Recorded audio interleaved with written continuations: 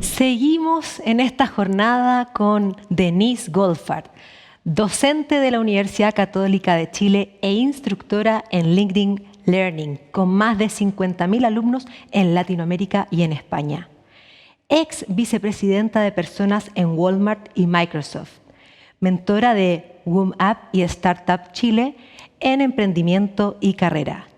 Ha sido reconocida como la mejor ejecutiva del año 2022 y HR Influencer en los años 2018 y 2019. Dejo con ustedes a Denise Goldfarb. Muchas gracias, María Esther. Yo acá feliz de estar hoy día con ustedes en el primer Congreso de Bienestar de la Red de Recursos Humanos. Bueno, y hoy día vamos a hablar de los desafíos post-pandemia y las nuevas reglas en el trabajo, porque han habido muchos cambios y de eso vamos a hablar. Vamos a partir con una perspectiva histórica y vamos a remontarnos a inicios del año 1800. En el año 1800, con la primera revolución industrial y cuando empiezan a aparecer las fábricas, la verdad es que el trabajo estaba bastante desregulado. Era común que las personas trabajaran 14 horas, trabajaban no solamente los adultos, había mucho trabajo infantil e incluso se trabajaba también 6 días a la semana o hasta 7 días a la semana. Entonces, cuando empezamos a ver cómo se puede tener bienestar en el trabajo, había una vara bastante bajita y se dijo, sabes que acá tenemos que regular el tema de las horas de trabajo, cuántas horas tenemos que trabajar. Y así es como aparece un concepto bien interesante y que trata de 8 horas para trabajar, 8 horas para vivir y 8 horas para descansar. Y esto, ¿qué nos lleva? Nos lleva a tener una estructura, nos da bastante orden de cómo se trabaja, de cuántas horas se invierte en el trabajo y cuánto se está también en la casa y cuánto debiéramos incluso dormir. Así que esto es entre 1800 y 1850 la primera regulación que se tiene cuando las empresas empiezan a hablar justamente de bienestar para nuestros colaboradores. Y la verdad es que cuando empezamos a pensar cómo trabajábamos hasta hace poco, no cambió demasiado. No cambió demasiado de hecho, si empiezas a ver esto de 8 horas para trabajar, 8 por 5 son las 40 horas semanales. Y la verdad es que muchos de nosotros entramos a trabajar en un concepto donde trabajamos de 9 a 6 de la tarde. El trabajo era en un lugar físico. Para trabajar era que tú ibas a trabajar. Y ir a trabajar significaba desplazarte también a ese lugar de trabajo y también que el trabajo se hacía de manera sincrónica. Las reuniones se hacían al mismo momento que otras personas también estaban trabajando contigo y siempre se hacía con todos presentes y todos también conectados en el mismo momento. Y la verdad es que esta manera de trabajar duró muchísimo tiempo, más de 100 años podríamos calcular, y muy recientemente empezó a aumentar la flexibilidad y con eso también aumentó la productividad en el trabajo, donde vimos que el trabajo ya no era sinónimo de un lugar. El trabajo es una actividad, pero no necesariamente es un lugar. Yo puedo trabajar desde la oficina, pero también puedo trabajar desde la casa, puedo trabajar desde un café y puedo trabajar desde distintos lugares. Así que esto de asociar el trabajo a un lugar empieza como a romperse un poquito. También el tema de las actividades asíncronas, donde se reconoce que no es necesario que estemos todos trabajando al mismo momento, porque hay ciertas actividades que yo puedo hacer en el momento que más me acomode a mí, que puede ser dentro del horario laboral o incluso fuera, si a mí me acomoda, y hay otras actividades que sí necesito estar en el mismo momento conectado con otras personas. Esto, bueno, nos lleva a tener mayor flexibilidad e incluso recientemente hemos probado otras soluciones como el trabajo 4x7, el trabajo de lunes a jueves que se está testeando y se está probando también en algunas empresas, en algunas organizaciones, en algunas consultoras. Entonces podríamos decir que a lo largo del trabajo y cuando empezamos a ver cómo se trabaja y cómo las empresas se preocupan del bienestar de sus colaboradores, hemos tenido un modelo primero que duró 150, 170 años, que es este modelo donde se trabajaba cierta cantidad de horas, pero siempre en un lugar de trabajo, en un horario determinado. Y muy recientemente se empieza a desasociar el trabajo de un lugar físico y también se empieza a desasociar de que estemos todos conectados al mismo tiempo. ¿Y por qué es importante cuando empezamos a hablar de más flexibilidad y cuando empezamos a hablar de teletrabajo, que tanto se ha hablado del teletrabajo? Y acá esto creo que es parte del espíritu de este Congreso de Bienestar. Bueno, el teletrabajo tiene muchísimos beneficios.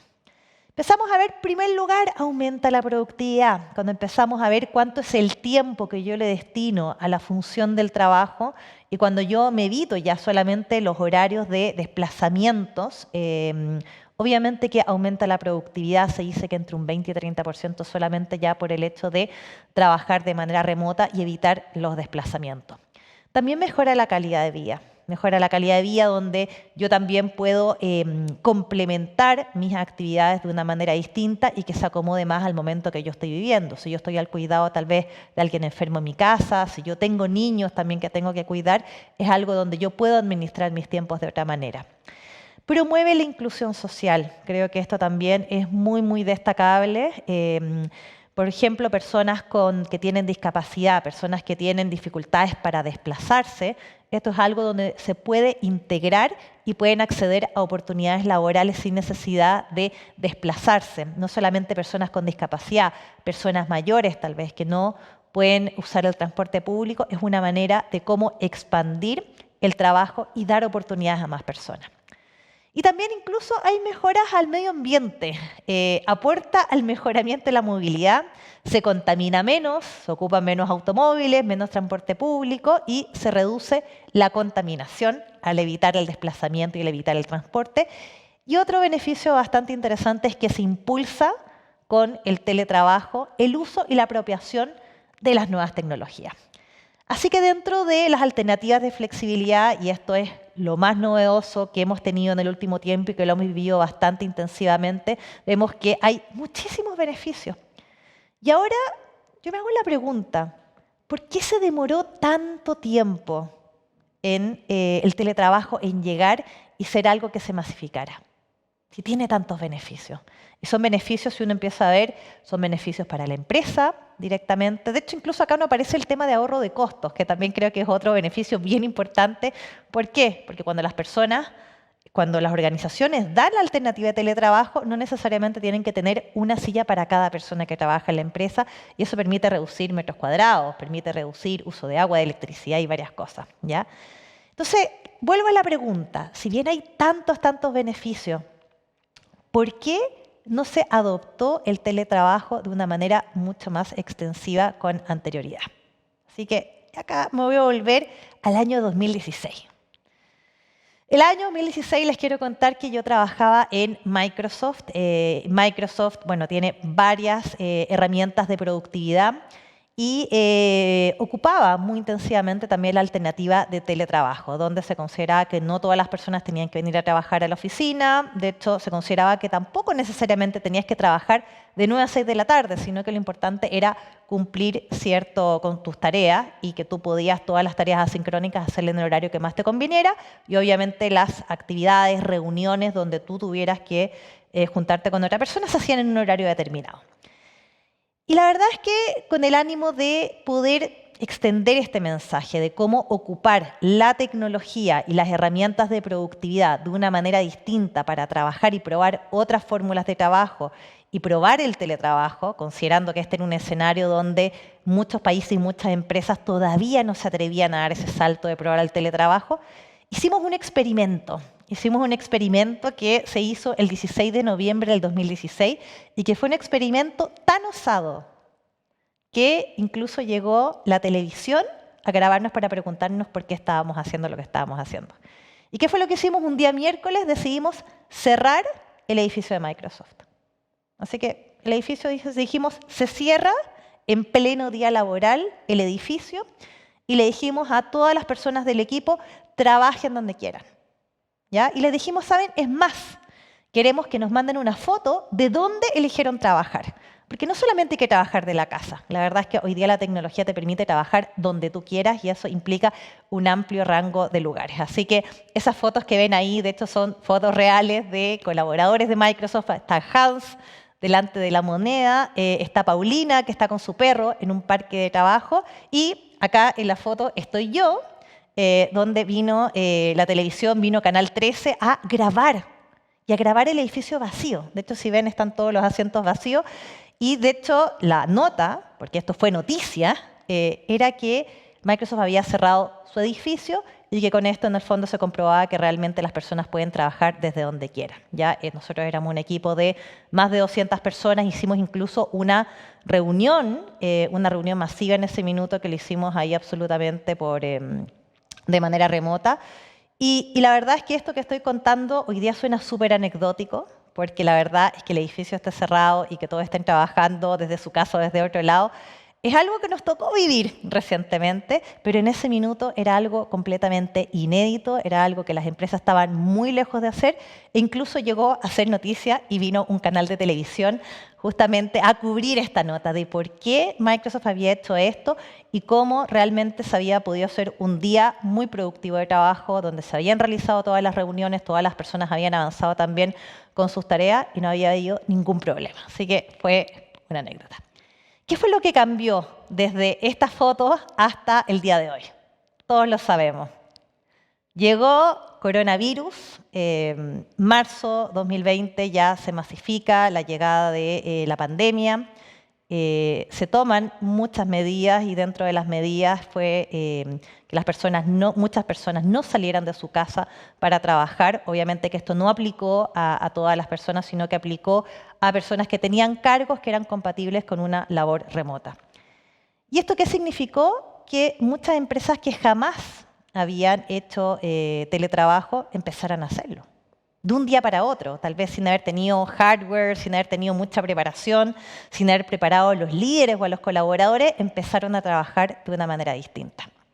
Y bueno, algo que no se había hecho hasta ese minuto, donde las empresas no, si bien se conocían todos los beneficios del teletrabajo, beneficios para la empresa, para las personas, para el medio ambiente, no se estaba haciendo, coronavirus fue capaz de convencerlos a todos.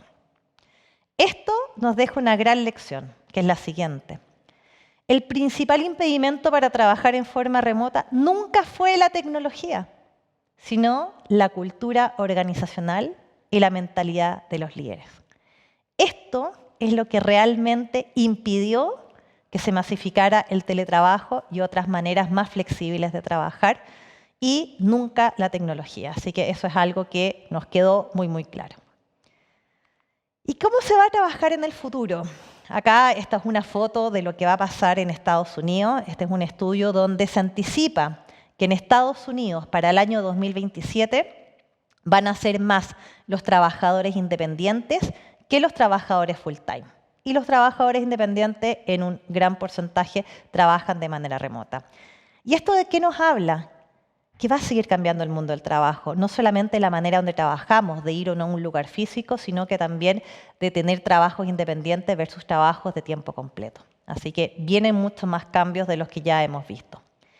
¿Y cuáles son las distintas modalidades de trabajo que surgieron después de la pandemia? Vamos a revisarlo. Acá hay 5 modelos distintos. Generalmente nosotros escuchamos de 3. Escuchamos de el full presencial, el híbrido, y escuchamos del trabajo remoto. Acá yo les voy a hablar de 5 modelos diferentes. Bueno, primero, el trabajo presencial, que tiene 0% de teletrabajo. Podemos decir que este es el modelo de tal como era antes de la pandemia. Así que es un modelo donde las empresas trabajan 5 días de manera presencial. Esto ocurre en un gran porcentaje de industrias que requieren presencialidad, industrias de la salud, empresas productivas, transporte, ¿ya? De hecho, hay estudios internacionales que dicen que los cargos que realmente pueden trabajar de manera remota no son más de 20 a 30%. Así que implica que de todas maneras la mayoría de los cargos va a requerir presencialidad. ¿Y qué es lo importante pensando en el bienestar para los colaboradores, considerando que probablemente más de la mitad de los cargos no van a tener esta opción de trabajo remoto? Es importante revisar otras opciones de flexibilidad. Y esto es realmente importante hoy día, ¿por qué? Porque las personas hoy día quieren trabajar de otra manera. Se revalorizaron, se cambiaron las prioridades. Entonces, ¿cómo atraer talento en un contexto donde mi empresa, donde mi industria requiere la presencialidad 5 días a la semana? Y la verdad es que el teletrabajo no es la única opción de flexibilidad. Y quiero dejar eso bien, bien claro. Y quiero hacer también una invitación para que todos seamos creativos en cuáles son estas otras opciones de flexibilidad. tener horarios más acotados, dar más días de vacaciones, dar tardes libres por eventos especiales, cambiar los turnos de trabajo, son algunas de las opciones que se presentan dentro de un esquema donde se tiene que trabajar de manera presencial. Luego, trabajo híbrido. Tenemos el modelo Clubhouse. Acá estamos pensando el modelo híbrido que se trabaja entre 1 y 4 días de manera presencial, ¿ya? Así que se combinan en la semana días presenciales y días remotos. ¿Y qué significa el modelo Clubhouse? Es un modelo donde yo voy a la oficina principalmente a socializar. Yo lo que voy a hacer es que voy a la oficina y mi principal objetivo es conectar con otras personas, tener reuniones presenciales, pero también mucho de este encuentro más informal. El encuentro en los pasillos, el cafecito. Y de hecho, tal como decía por ahí Steve Jobs, la innovación ocurre en los pasillos. ¿Cómo poder tener esos encuentros espontáneos, esos encuentros no planificados y tener esas conversaciones que realmente hacen la diferencia? Conversaciones donde yo sé cuáles son los proyectos, cuáles son las iniciativas que está realizando otro equipo de trabajo o cuando me invitan a participar también en iniciativas donde yo puedo aportar, ¿ya? El lugar físico de este tipo de modalidad es un lugar donde hay muchos espacios de encuentro e intercambio. Ahí, como vemos en esa foto, aparecen puffs, aparecen como los rincones del café y se propicia justamente ese encuentro informal. Luego tenemos otro modelo también, presencial, 1-4 días, ¿ya? Pero acá es un modelo basado en actividades. Básicamente la oficina se organiza de acuerdo a las actividades que se realizan en el día. Entonces, por ejemplo, hay distintas modalidades de oficina. Ahí en la foto vemos una modalidad que es oficina phone booth, que es como una micro oficina que está aislada acústicamente y que me permite, por ejemplo, a mí tomar una videoconferencia con aislación y poder conversar temas que sean confidenciales con total tranquilidad. Hay otras salas de reunión que son para tener una conversación uno a uno con otra persona, otras salas de reuniones, tener reuniones un poco más extensas y también otros espacios de encuentro informal. Y de esta manera yo ocupo la oficina y me voy cambiando de espacio de trabajo en la medida que van cambiando los requerimientos y mis actividades. Y lo que es muy importante también acá es que hayan espacios silenciosos para promover la concentración. Tercer modelo híbrido, las oficinas satélites. ¿De qué se trata este modelo? Que yo tengo un edificio central, tengo mis headquarters, pero además se habilitan otros espacios de cowork. Esto se presta mucho, por ejemplo, en empresas que tengan distintas ubicaciones físicas, que tengan sucursales, que tengan tiendas, se da en la banca, se da en el retail, por ejemplo, donde yo puedo habilitar estos pequeños cowork, donde las personas pueden elegir si quieren ir a trabajar a la oficina central o quieren ir a trabajar a estas oficinas satélites porque tal vez me queda más cerca de mi casa. Así que ahí hay un tema geográfico donde me permite también ahorrar tiempo en los desplazamientos. Y por último, el modelo completamente remoto. Yo no voy a trabajar ningún día en la oficina, tal vez ni siquiera existe una oficina física. Y esto se da mucho en startups, también en empresas multinacionales que tal vez tienen una sucursal en un país y tal vez hay poquitas personas trabajando en ese país. Y acá, ¿qué es lo que debieran hacer las empresas que tienen este esquema totalmente remoto? ¿Cómo yo puedo facilitar la habilitación de un espacio de trabajo en la casa? Que la persona tenga acceso a una silla ergonómica, que tenga un lugar que realmente sea cómodo para mí trabajar. Y muchas empresas tecnológicas lo que hicieron es que, por ejemplo, dieron un bono donde cada persona podía acomodar su espacio en la casa de la manera que más quisiera. ¿Cuál es un desafío en un espacio completamente remoto? La colaboración y transmisión de la cultura. Ya para ir cerrando, ¿cuáles son las nuevas reglas post-pandemia? ¿Cómo lo podemos hacer para cuidar el bienestar de nuestros colaboradores? Primero, escuchar, escuchar, escuchar. Así que ahí tenemos una gran oreja y justamente tenemos que escuchar cuáles son las necesidades de nuestros equipos de trabajo, cuáles son las necesidades de nuestros líderes y cómo tenemos que irnos adaptando a esas necesidades cambiantes. Revisar la propuesta de valor. ¿Qué es lo que la empresa tiene para ofrecerle también a las personas, para atraerlas, para que las personas se desarrollen, crezcan y estén motivadas? Flexibilidad. Y flexibilidad no es sinónimo de teletrabajo. Como vimos, el teletrabajo es una de las modalidades, tiene muchísimos beneficios, muchas ventajas, pero hay muchos cargos que no tienen la oportunidad de hacer teletrabajo y ahí es necesario buscar otras alternativas. Coherencia entre lo que yo digo y la experiencia que va a tener el colaborador es otro punto importante. Desarrollar nuevos sistemas de comunicación y colaboración. La tecnología acá es nuestro gran aliado de cómo puede facilitar también la colaboración. Medir continuamente qué pasa con la experiencia de nuestros colaboradores, otro punto importante. Pero acá, ya para cerrar, les quiero recordar esa frase de por qué el teletrabajo no funcionó antes de la pandemia. No fue por una razón tecnológica, sino que fue por culturas organizacionales y mentalidad de los liderazgos. Así que esto realmente es un desafío cultural, cómo las empresas van evolucionando, cómo vamos también haciendo evolucionar el liderazgo y también cómo los colaboradores pueden manifestar lo que ellos desean y pueden adaptarse a nuevas formas de trabajar más ágiles y con más flexibilidad. Muchas gracias.